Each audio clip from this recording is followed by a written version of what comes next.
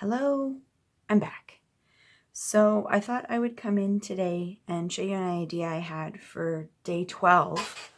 And as it turns out, I already had day 12 started, which is really funny because I didn't look at this page before I planned this page. So I'm going to just start putting some things together. So the idea is, and this is going to go in a page protector, so I know it's a little bit smaller than the out of pocket page. So this page is going to be for our favorite movies. And I cut these two little film strips on my Cricut. But if you didn't have a Cricut, you could just do it with a square die. Each of these little squares is 1 inch. And the paper here is 3.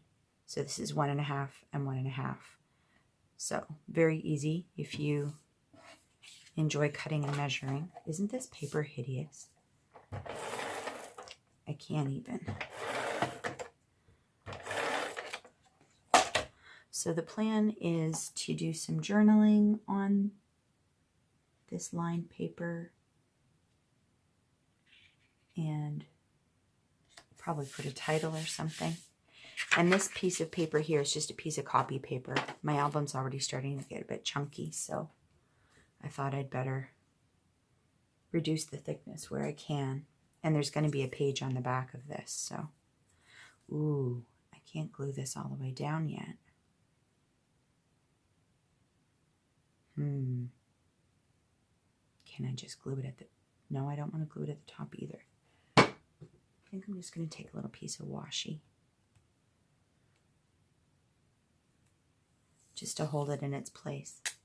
Because the plan is to put the pictures underneath. I wonder if I should put a piece of acetate on top.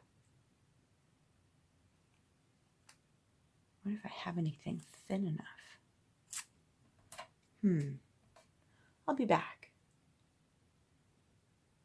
Okay, so off camera, I traced each of the little holes. Sorry, let me backtrack.